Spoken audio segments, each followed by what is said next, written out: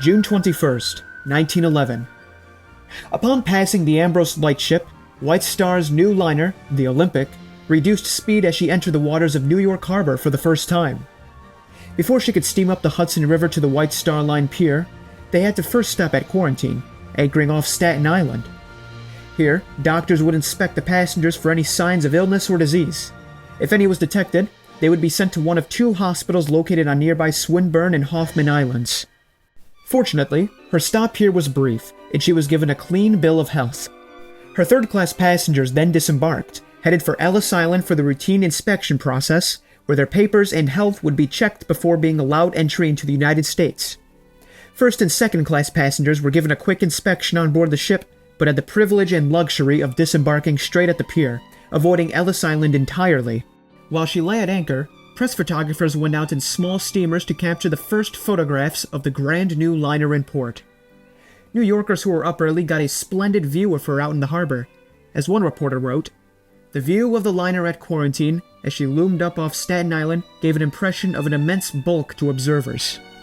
She looked to be a genuine sea monster." She bore the telltale signs of a maiden crossing, with sections of the black paint along her lower hull having been scuffed up and washed away by the rough sea she'd experienced on the way over. This was common on all new ships, since they had yet to build up multiple layers of paint. At 7:45 a.m., the Olympic weighed anchor and sailed up the Hudson to her berth at Pier 59.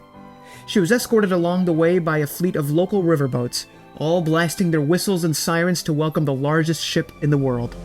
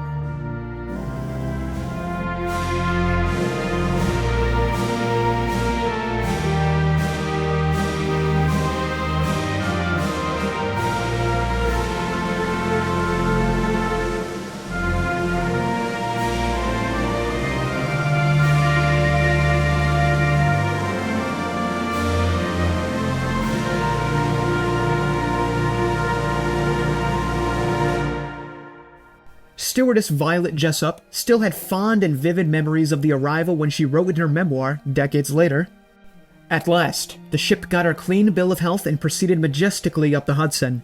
Flag bedecked and gay, fussily escorted by all manner of official and unofficial small craft, up past the huge buildings on Battery Park, the wharves and ships, all of which appeared to shimmer with the moving, cheering mass of people gathered together.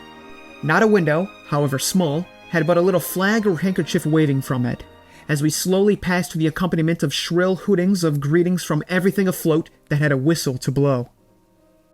Among the hundreds of passengers watching the arrival from on deck was Harland and Wolff engineer John Kempster, camera in hand, capturing photographs as the ship made her way up the river. However, it seems not everyone was excited to see the Olympic that day. As she passed Cunard's Pier 54, she met for the first time her main rival, the Lusitania, packed with hundreds of passengers and ready to depart at any minute. She was commanded by Captain J. Charles, one of the best captains of the Cunard line. As he stood on the bridge and watched the Olympic go past, he neither blew Lusitania's whistles nor dipped her ensign to salute the new liner. The dozens of reporters at the pier side couldn't help but notice this snub, and it would soon find its way to the newspapers. Once Olympic was clear of Lusitania's stern, the smaller liner limped out in silence and set off on her voyage back home to Liverpool. It was around 9 a.m. when Olympic arrived at her pier. Violet Jessup remembered this moment well. As we neared the dock, many haughty-looking tugs, for tugs always have impressed me with that appearance, carrying their heads in the air, came to meet us, thrusting their noses into the side of the great hulk, puffing frantically as they pushed her into the berth. Her bows came to rest within a few inches of the dock wall, and so the proud ship came successfully into port. A total of 12 tugs were needed to help the Olympic dock. One of the tugs, the O.L. Hollenbeck, got caught up in Olympic's wake and was drawn towards the ship by the starboard propeller, finding herself momentarily trapped underneath the poop deck and getting badly damaged in the process, but managed to limp away without sinking. Olympic herself got into a bit of trouble as well a few moments later. As she turned to enter the pier, she got pushed by the current and her hull grazed along the edge of the pier. Fortunately, the damage amounted to just some scratched paint and slightly dented plates that could easily be fixed. Docking was completed just after 10 a.m., and soon passengers bid her farewell as they disembarked. They carried away with them abstracts of the ship's log, a souvenir of the voyage that included information about her speed, mileage, and time. She'd made the 2,894-mile journey in 5 days, 15 hours, and 2 minutes, sailing at an average speed of 21.43 knots. Managing Director J. Bruce Ismay couldn't have been more pleased, and quickly sent a telegram to Lord Pier. Olympic is a marvel, and has given unbounded satisfaction. Once again, accept my warmest and most sincere congratulations. The press then rushed up the gangways, eager to get interviews with and photographs of Captain Smith, dressed in the pure white uniform of the summer season. Later in the day, company officials from the New York headquarters of the White Star Line and IMM, as a whole, were welcomed on board, and meetings with the board and finance committee were held. They were all quite pleased with the ship. Shortly after Olympic's arrival, the mayor of Southampton, Edward Bantz, sent the following telegram to New York.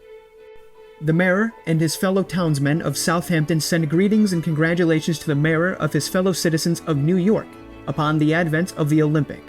Another link in the chain of friendship binding our two countries together in terms of peace and amity. Signed, Bantz, Mayor.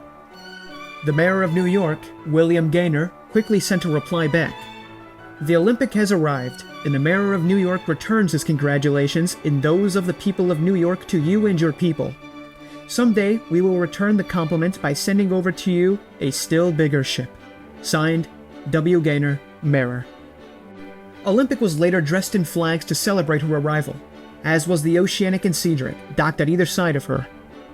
Oceanic, White Star's old flagship of 1899, shared an interesting connection with her new running mate.